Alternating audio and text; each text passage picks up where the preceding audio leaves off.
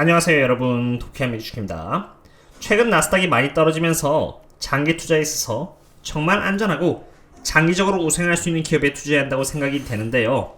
오늘은 그러한 기업 중 하나인 제가 이제 막 천천히 매수를 한 아마존에 대해서 분석을 하도록 하겠습니다. 그럼 시작하겠습니다.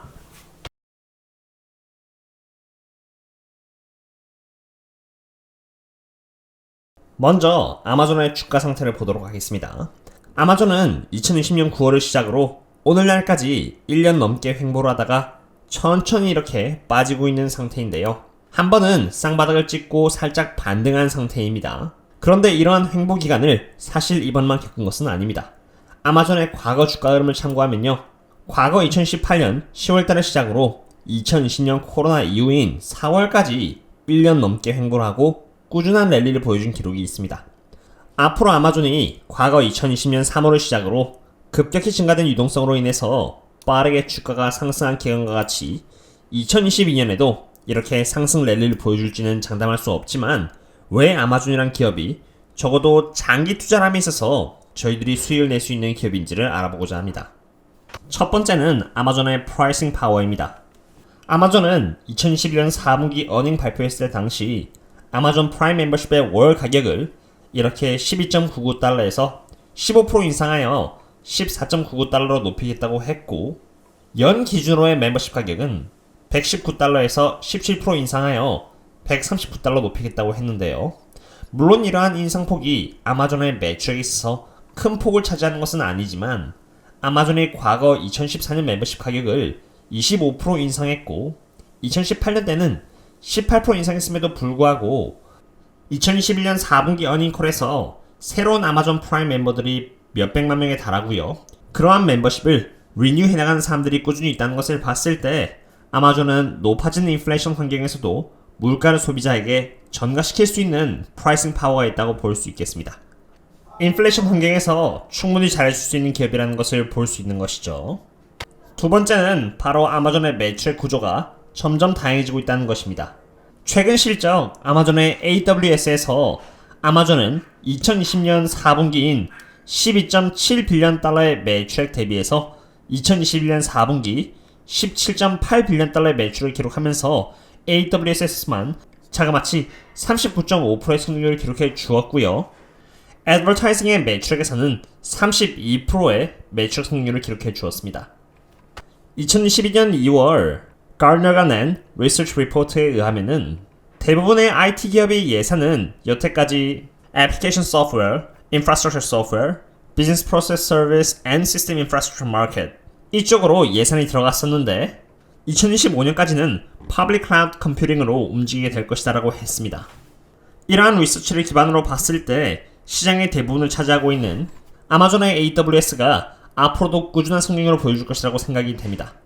게다가 애플의 iOS 프라이버시 변화 또한 역으로 오히려 아마존에게 득이 될 것으로 판단이 되는데요. 2011년 5월 6일 CNBC 아티클의 제목과 같이 Apple's latest iOS update could help Amazon's growing ad business라고 되어 있습니다. 그것도 그럴 것이 아마존은 이미 전 세계 2억 명의 고객들에 대한 많은 데이터를 보유하고 있고요.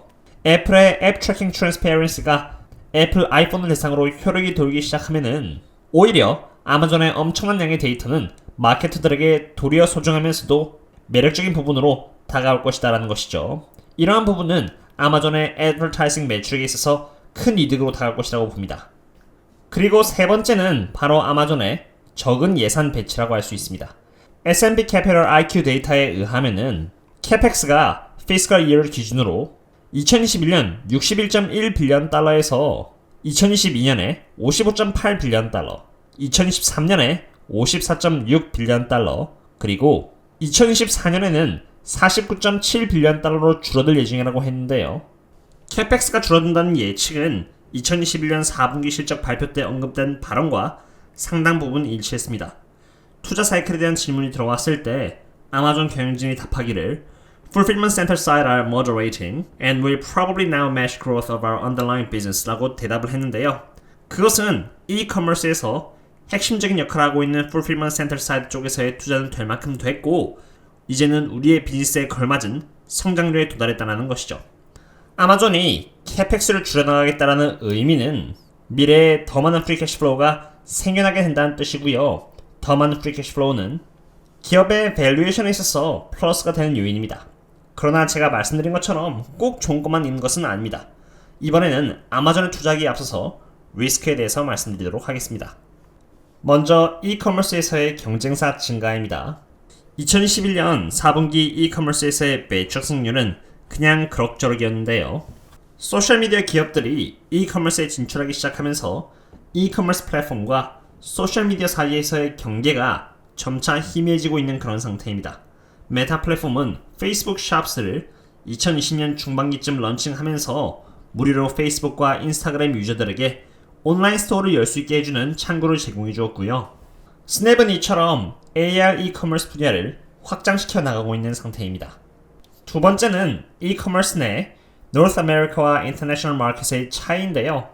노스 아메리카 지역에서는 9%라는 적은 매출 승률과 영업이익이 처음으로 이렇게 마이너스를 갱신해 주었지만 앞으로 그래도 캐펙스를 줄여나갈 것으로 예정이 되어 있는 만큼 잠깐의 영업이익 손실은 큰 걱정이 되지 않습니다. 그러나 인터내셔널 지역에서 매출액이 지난해 동분기 대비 오히려 1%가 줄었으며 영업이익의 손실은 시간이 가면 갈수록 커지고 있는 상태입니다. 미국 및 캐나다 지역 외에 아마존의 인터내셔널 사업은 생각보다 수익이 크게 되고 있지 않다는 것을 의미하고 있습니다. 세 번째는 바로 earning per share입니다.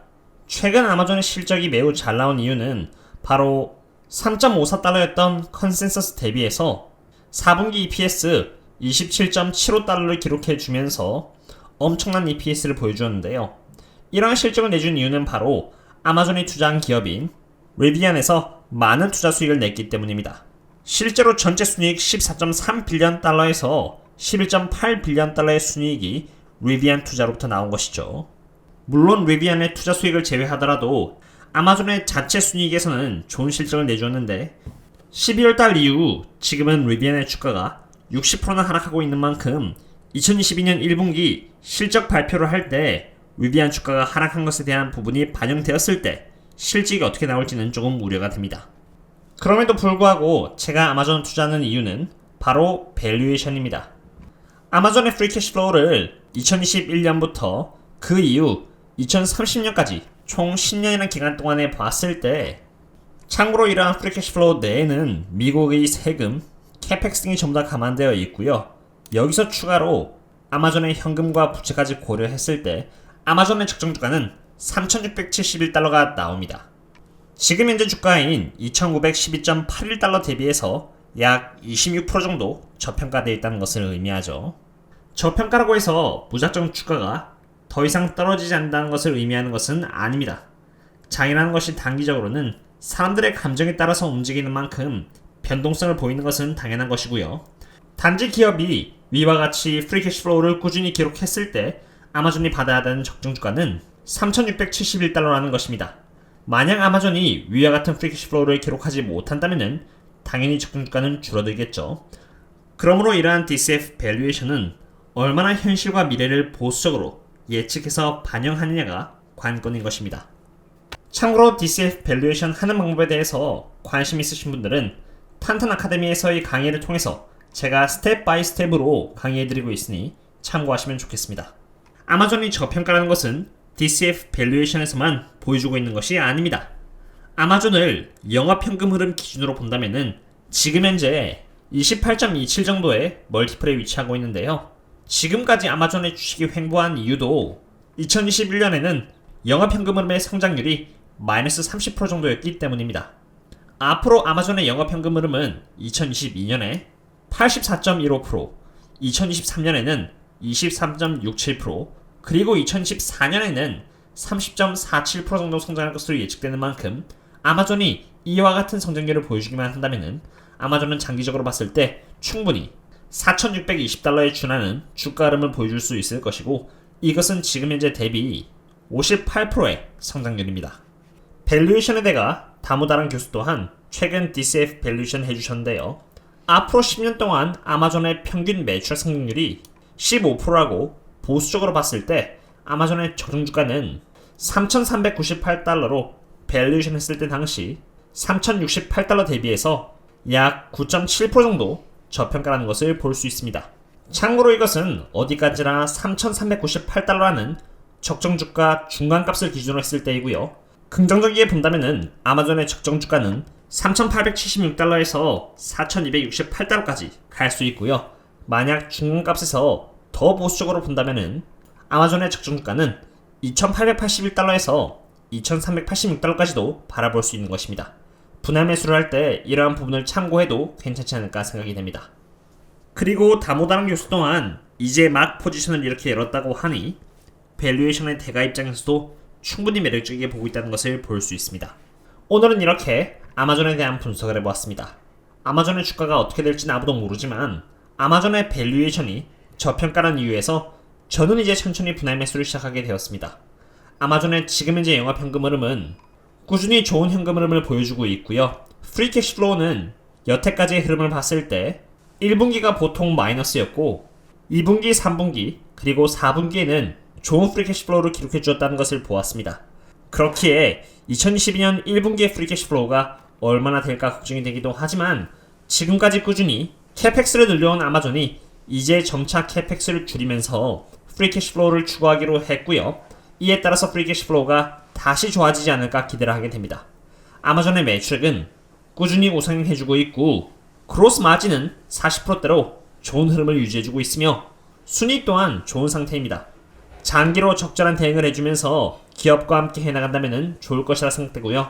저는 이만 분석을 마치도록 하겠습니다. 항상 자신의 기준에 따라서 분할 매수 그리고 안전한 투자 되셨으면 좋겠고요.